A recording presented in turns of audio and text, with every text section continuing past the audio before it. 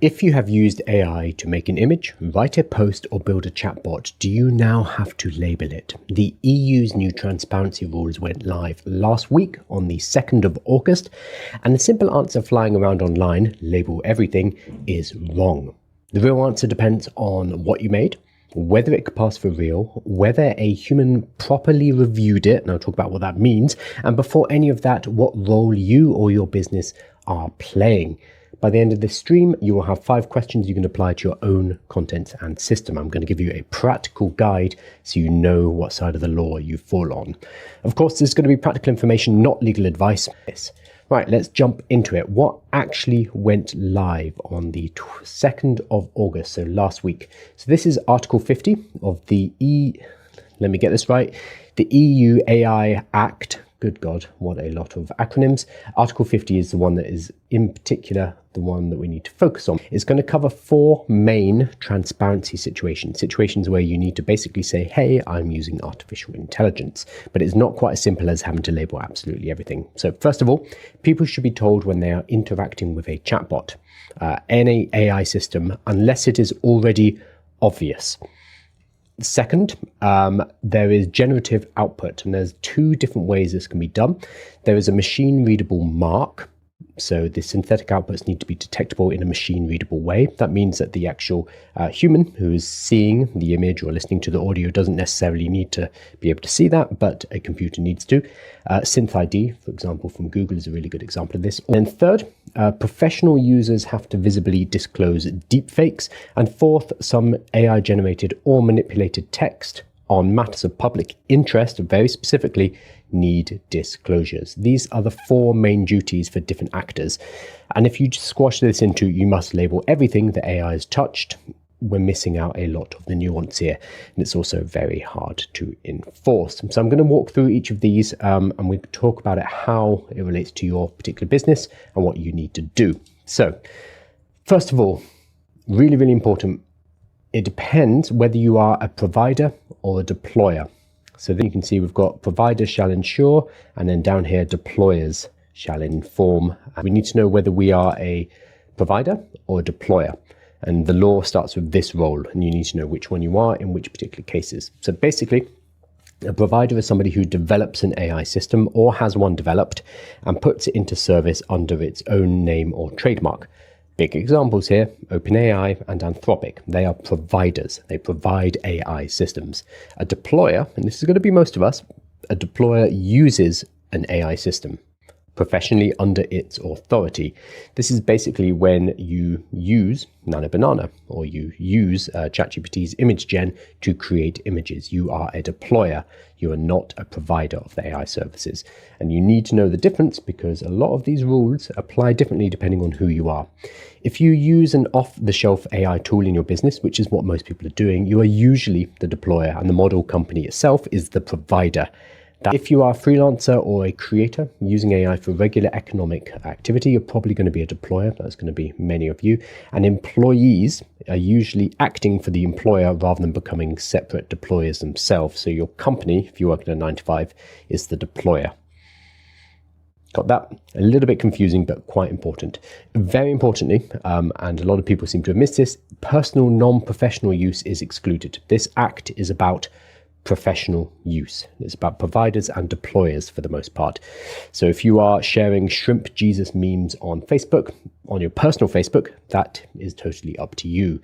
Okay, let's move on to the first of the situations in Article 50. So this is ensuring AI systems intended to interact directly with natural persons, this is what we're calling humans now, are designed and developed in such a way that the natural person concerned are informed that they're interacting with an AI system, unless this is obvious from the point of view of a natural person who is reasonably well-informed, observant, and circumspect. So somebody who is relatively bright should be able to know they're working with an artificial intelligence. So this is the first one. So the exception here is if it is obvious that it is an AI chatbot, to anyone who's reasonably well informed and observant, obviously we could debate what that means, then you do not need to disclose that you are using a chatbot or an AI system, excuse me. However, I would err on the side of safety. And so when I use bots, for example, on social media, to send out links to people, I just say in that first message, hey, this is a bot. I'm not that fast. Here is the link that you asked for. So the disclosure should come no later than the first interaction. So either before the first interaction, first message being sent, or in that first interaction. So chuck it into your welcome message. Basically, I'm not that fast. I'm fast, but I'm not that fast. Or, hey, this is Robot Kyle. Whatever it is, do whatever you need to do in order to disclose in that first message. If you are using an off-the-shelf chatbot tool, if you're using any kind of system, then you need to check that the provider has built this stuff in. Next one up is synthetic watermarks. So watermarks and markers. So the model provider will provide the machine-readable marker.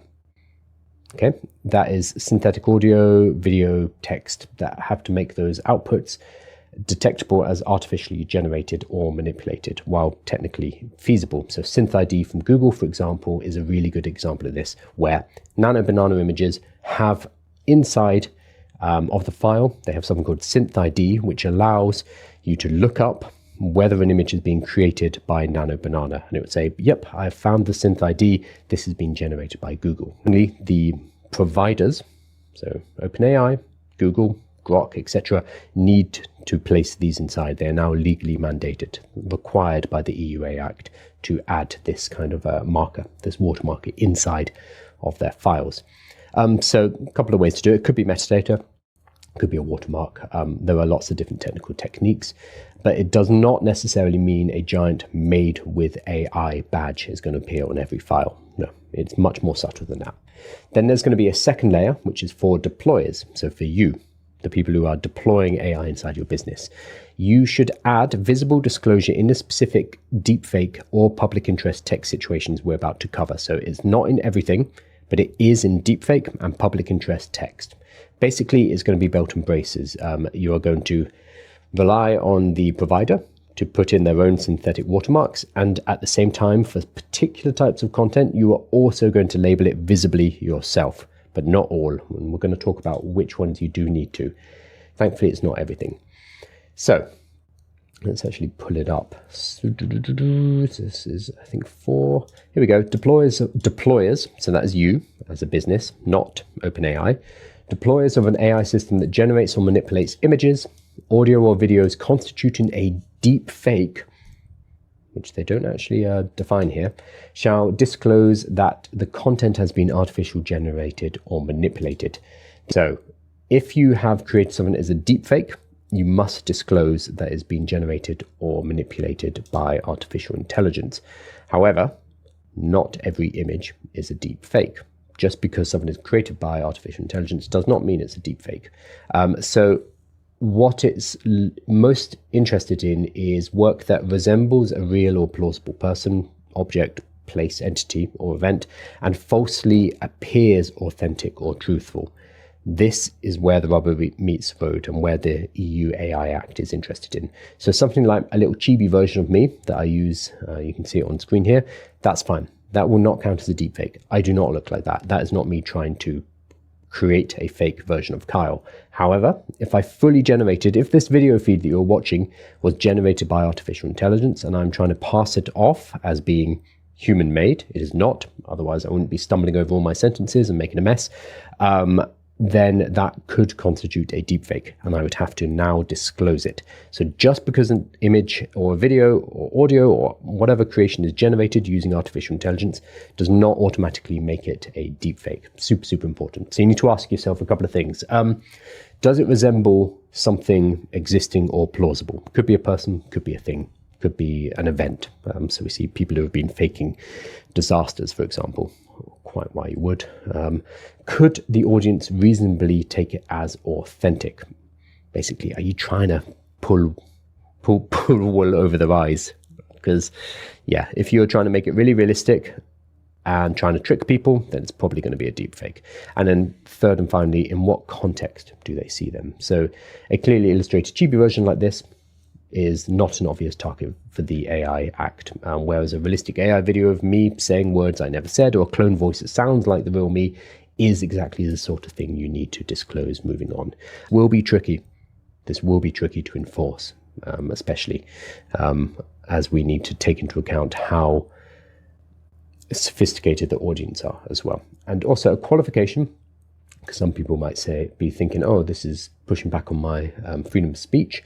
There is, right here, where the content forms a part of an evidently artistic, creative, satirical, fictional, or analogous work or program, the transparency obligations set out in this paragraph are limited to disclosure of the existence of such generated or manipulated content in an appropriate manner that does not hamper the display or enjoyment of the work. So any satire or fiction, you still have a disclosure duty where it qualifies, but it can be made in a way that is a bit more subtle. You don't need to stick bam, AI generated on the top. So maybe you'd put it in the description, for example. Again, writing. The text rule is more narrow than video and audio and imagery, probably because it is seen as less dangerous than fake imagery, which I understand. So there are rules that apply when AI generated or manipulated text is published, but specifically if it is to inform the public on a matter of public interest. So it's very specific. So here we go. Deployers of an AI system that generates or manipulates text which is published with the purpose of informing the public on matters of public interest, politics, health, for example, shall disclose that the text has been artificially generated or manipulated. So very, very specific here. It needs to be something that is of public interest. If I'm just talking about, I don't know, what I had for lunch yesterday on Instagram, maybe I've got a photo, maybe I've written a little review of a restaurant I went to, that's probably not of the public interest. I'm sure not that many people are interested in that, nor is it particularly important. So that would be exempt. Whereas if I'm talking about giving financial advice, talking about vaccines, talking about an upcoming election, that is very much going to be of the public interest, and therefore it's going to fall under these particular rules. So politics, public administration rights, safety, health, the environment, finance, scientific or cultural developments that will make important additions to the public debate, these are going to fall under and will need to be declared as AI generated or manipulated. However, this does not mean that every single AI-assisted product description, sales page, sales email, Instagram caption, etc. necessarily falls under this. Probably for the most part, you will be fine. Now, the other thing is editorial. So there's an exemption here which undercuts how we deal with writing. So let's quickly have a look at this because I think it's super, super important. It's about human review. If the AI text has received substantive human review and editing by a personal legal entity that takes editorial responsibility, so not the AI, then the Article 50 public interest text disclosure is not required. Let's have a look at this because it's quite important. So what does a human review mean? A substantive review is not just I ran Grammarly and changed 3 words. No. That's not going to count. Instead, it's much closer to an editor doing a real job, the job of an editor. So they're going to examine the substance. They're going to check facts and sources. They might even change the argument, reject the draft, or approve it. And at the end of it, someone identifiable, a business or a person, is going to accept editorial responsibility for publishing it. That's what's really, really important here. So on a practical point of view, for a small business, this probably means having a simple record. Who has reviewed this? Which sources did they check? And did they change anything here before they approved it? This is a basic thing that you'd probably have in your content flow anyway. It's just now there's a legal reason why you might want to enforce this. So let's run through a couple of cases to make this illustrative. So creating a little stylized chibi of myself. No, that is not a deepfake because nobody thinks that is an authentic camera image. That's going to be fine. A realistic avatar or cloned voice. Tricky. If you're using something like 11 Labs and you are going for hyperrealism, if you're trying to create a version of yourself or a version of someone else and you're going to be putting it into videos, educational videos, advertising videos, whatever it is, I would disclose it. If it resembles a real person and can be taken as authentic, which increasingly, as these technologies get better, is the case, then you're going to have to disclose it moving forward. And this will, and I'm happy about this, include AI UCG, user-created content or generated content, which is basically having fake AI people talk about real products and say how great this new skincare product is.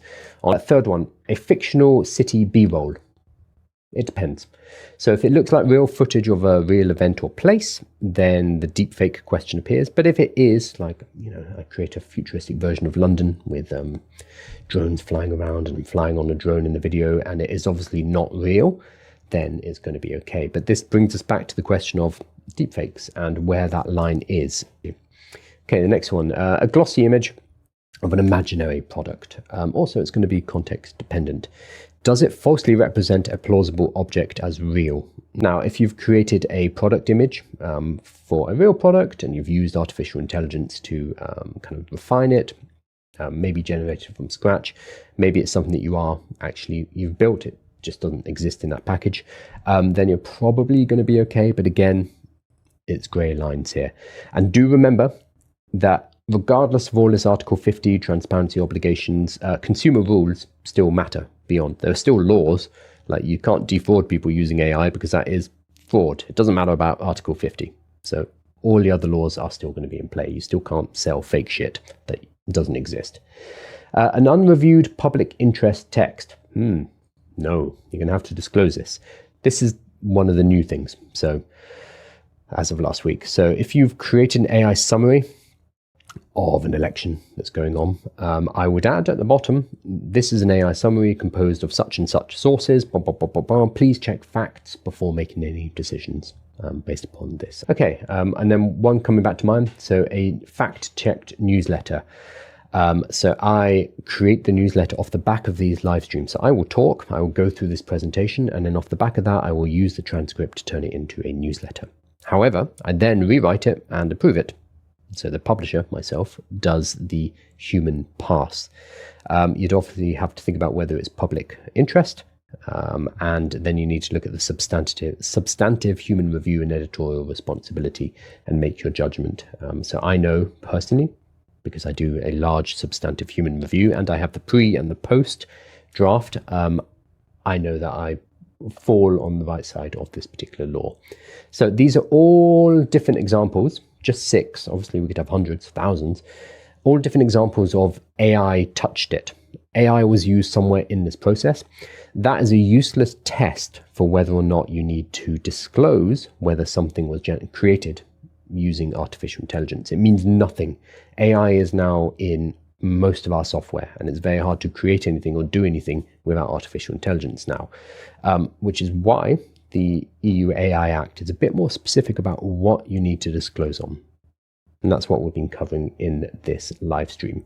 Now, if you're outside the EU, if you are in the US, if you're in the UK, because we voted to leave it for whatever reason, do not assume that the EU AI Act cannot reach you. It's a bit like GDPR in this sense. The territorial scope can include providers and deployers outside of the EU when the system's outputs are used in the Union. So providers like OpenAI, providers like Anthropic, they fall under the EU AI Act, even though they are not in the EU, because they're providing to people who are inside of the EU. And it's going to be the same with content. It's going to be the same with products that you create. If you have customers, if you have viewers, if you have any connection with the EU, which for most of you is going to be the case. So it does not necessarily mean that every British and American creator is automatically covered. It means that your location is not the only thing that we need to think about. It is where your output is used, who your customers are, and how you distribute it that matters. So the maximum penalty is up to 15 million euros or worse, 3% of worldwide annual turnover. One concern I have seen on social media is about past content. Anything that you produce before the 2nd of August does not need to retroactively be labeled under the Commission's FAQ. So you don't need to go back over the last couple of years of AI generated or AI augmented content and label them as AI generated. Thank God, because that would be extremely onerous. All right, so we've covered the basics, and I know it's a lot, and I wish I could say it was simpler, but it's the EU, so of course it's Philly. But here's what I would do today. So I would list all of your public-facing AI systems and your recurring AI-assisted publishing workflows. Anything that the public is going to see, basically. That's going to be the most important. And then for each of those, I'd write down who the provider is and who the deployer is. Most of the time, you're going to be the deployer, and OpenAI or Anthropic is going to be the provider, unless you have built your own AI system. And then you're going to check through things like chatbots. This is the low-hanging fruit here, and your voice agents. Make sure that they identify themselves in the first interaction. Again, there is this rule about, well, if it's obvious it's AI system, then you're probably fine. I would just identify it. Honestly, I think there's no disadvantage of being honest here. Then review all the assets you're putting up. So if you've got any AI avatars, cloned voices, synthetic event footage, any images, videos you're putting out, check them and see which ones are hyper-realistic, which ones are trying to look like reality. They're the ones that you need to audit and pay attention to. I would then go through and flag any public interest text. So if you're putting out a newsletter, if you're putting out stuff on your website, potentially product descriptions, depending on what you sell, then I would be checking the substance of that. I would be verifying sources, changing and rejecting weak copy, and have a human do all of those parts. So most people are probably just going to ignore these rules completely, or slap made with AI on everything and assume the job is done. Both of these extremes miss the point. And both are equally dangerous in their own ways. So instead, you need to work out if you're a provider or deployer. You need to flag anything realistic enough to pass as real, give public interest content a proper human review, and write down who checked it and approved it. That's kind of it for now. It's relatively basic and easy to get correct. I've put together a one-page checklist below this video if you check the description, and run through it with your team this week. Now, as always, this is practical information, not legal advice. Good God, you should know this already, but I need to say this. If your situation is particularly unclear, especially if you're using things like realistic avatars, 11 Labs, for example, cloned voices, or publishing specifically to an EU audience about public interest topics, then speak to someone qualified. Get someone on the phone, get a call with them, and get everything audited and get your ducks in a row, because it could be quite expensive if you don't. And if this has saved you from panic labeling your entire content library, including everything from the last couple of years, make sure you subscribe, because I'm trying to bring a lot more information to you without the hype 3 times a week. Cutting through the week's AI noise, tell you what actually affects your business and what you actually need to do on a day-to-day basis. So make sure you're subscribed to the newsletter for summaries and more resources. Follow the link below the video or head to aiwithkyle.com. Thank you for watching, and I will see you on the next one. Cheers, guys.